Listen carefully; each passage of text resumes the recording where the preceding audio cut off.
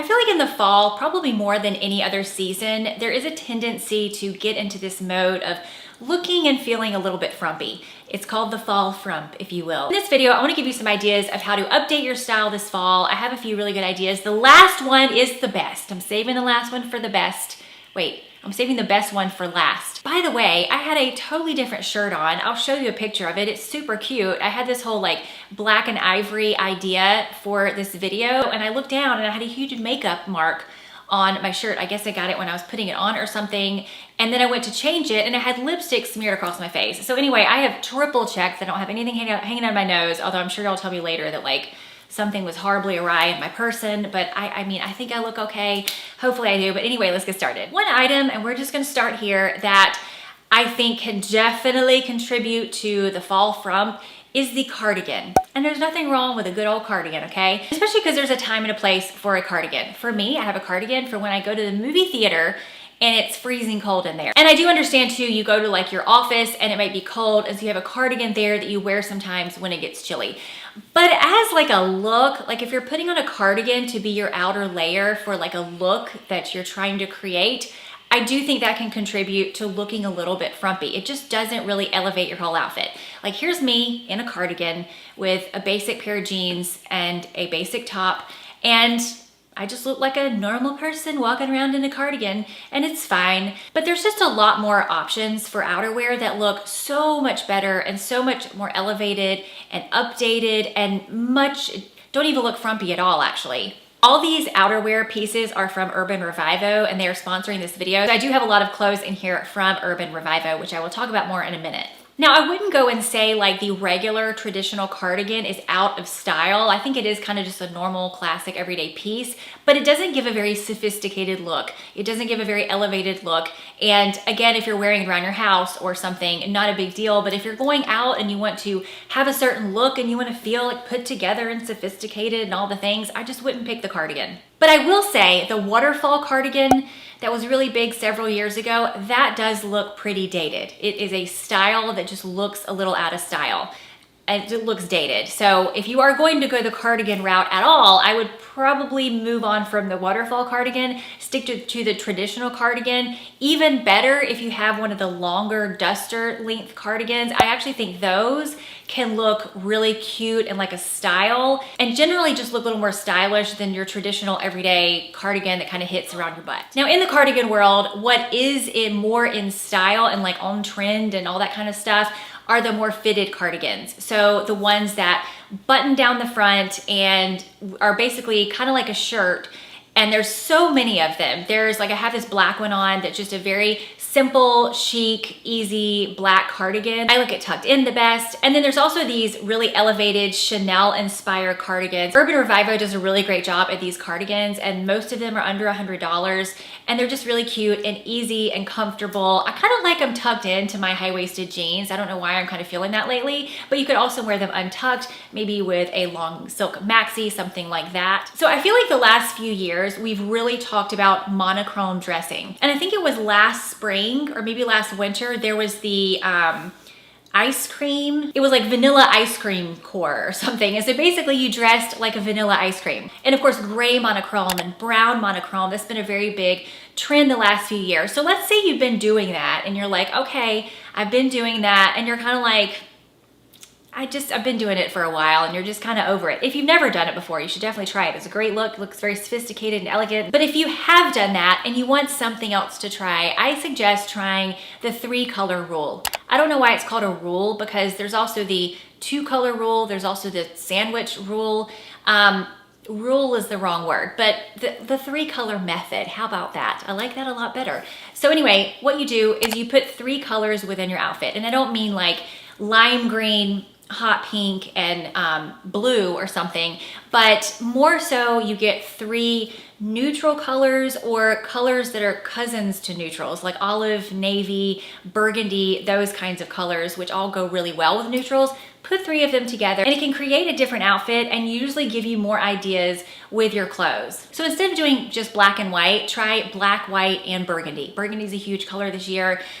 You might have some at this point, it's everywhere right now, but black, white, burgundy, or black, beige, and nude, or black and brown and taupe or something. Mixing 3 together in the neutrals or neutral cousin families can look really beautiful. This video is sponsored by Urban Revivo. So pretty much everything I'm wearing is from Urban Revivo, and a lot of it looks like it would be very expensive designer items, but they do a really good job of producing high quality, really well made, cute designer inspired items that are, most of them are under $100. This kind of thing is, I feel like their specialty, and the little cardigan tops, they do a really good job of those.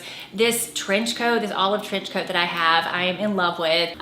The olive cropped jacket I've already been wearing. I mean, I live in Florida and I've already worn it. Well, I had to go to a trade show that it was like freezing in there, so I brought that with me. It was perfect. Anyway, I will leave all these items linked below with my discount code, and let's continue. Now, right now we are in the era of the wide leg. The way people were wearing skinny jeans through the 2010s, it's all about the wide leg right now. And I think that's kind of new for a lot of people. So if you've just gotten into wide leg, or maybe you've only been wearing it for a year or so, or just finally decided to try it out, it is a new way of wearing your outfits. You're not gonna wear the same top that you were wearing with like skinny jeans and the tunic and the low shaft boots. If you wore the low shaft boots and the tunic with those wide leg jeans or pants, it's going to look kind of frumpy. It's just going to look unbalanced and too much oversized and just kind of frumpy. With the wide leg, you want to somehow bring it in at the waist. Maybe do a front tuck. I like it tucked all the way in. Maybe have something fitted underneath and then you have something over it. But I think balancing your outfit is always a very important step to not looking frumpy.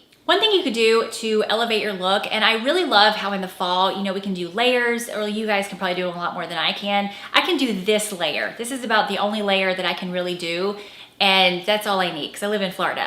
But anyway, most of us can do a lot more layers in the fall than we can do any other time of the year. And so I think it's really important to play around with your outerwear and consider it a big part of your outfit, because it really is. And one piece of outerwear that is very on trend this year, and I think can look really elevated and just, it doesn't look frumpy at all, is a cropped jacket. And so I love the cropped blazers. I've been really loving that whole look. I like it with high-waisted pants or something that kind of like hits right kind of where the blazer is ending. And then this kind of jacket, this is one of the little ladylike jackets that I love, and I've really been loving this whole trend as well. This is like, I mean, I have it over a basic white tank top and it looks so, you know, put together. This one is, I don't know if I would even call it cropped, but it's not a long jacket, but it's just something shorter. And often I like these with something high-waisted, or just some way where it's somehow a little bit fitted underneath, or it's cinched in at the waist, and then I have this over top. I just think that's a really cute look. And I love this kind of jacket with like a pair of jeans. That's like my favorite. That's how I wear this. I wear this with a super basic outfit underneath, and then I feel like I look pretty put together even though I'm wearing a very basic outfit. I'm just adding a really cute outer layer. Another way that I do feel like people end up looking or feeling frumpy in the fall is there's just too many pockets everywhere. So cargo pockets have been a huge trend for the last couple of years, still very much trending. But if you have cargo pockets on your wide leg pants or your barrel leg pants or you know, on your bottom half, and then you've got cargo pockets up top, and then usually those are kind of like oversized, really relaxed items. It's just so many pockets everywhere. It can start looking and feeling like either you're about to go camping and you need space for all of your survival gear, or it just feels a little bit frumpy. So I would recommend, with things that have tons of pockets on them, is to just leave it to one item, like only the cargo pants or only the cargo jacket. I love all of these, by the way. I just don't like them together. Slouchy bags are a huge trend for fall 2024. And I think this will be, of course, go into 2025. And I love this for certain occasions. And it's like very like boho, you know, free people vibe. And I think this can look beautiful and wonderful, but if what you're wearing is very casual and very relaxed, and then you throw on a slouchy handbag, just the whole look, it all feels very slouchy. And so if you are wearing a very relaxed, casual outfit, I love putting a structured handbag with that outfit. It just immediately elevates the whole look. It makes it look more intentional. And it definitely does not look frumpy at all. Now, I do love slouchy bags. I'm not hating on those. And I think there's a time and place and different outfits that look great with slouchy bags. I just think you have to think more about what you're wearing when you wear a slouchy bag rather than just pick up a bag and go. And I think a lot of these structured bags, you can kind of just pick it up and go, and it like immediately, instantly elevates your outfit. Another important tip for not feeling frumpy this fall, and then we'll get to the best one, but for me, I'm just saying for me, but if I am eating like crap and I'm not moving my body and I'm not necessarily not going to the gym, but I'm not doing something physical on a regular basis, it doesn't matter what I put on. I just feel frumpy and like, ugh. And I usually don't even want to put on anything nice either. Like, I love putting this stuff on when I'm feeling good and I'm like, ooh, I want to look so cute today and I want to look like I know what I'm doing and everything. Like, I'll put something like this on. But if I've not really been taking care of myself, I tend to gravitate towards those just comfy, stretchy pajama clothes. And nothing wrong with that every once in a while, but I don't like to get into a habit of doing that because I just don't feel good overall. So I'm not telling anyone like, you need to go and get on a workout plan or anything like that. But what I'm saying is, just start to notice how you feel when you do or don't do something. Okay, so the last tip, which is the best maybe, or maybe it's my favorite, is to pick a day every single week, whatever that, Wednesday, Thursday, Saturday, whatever it is, and dress up.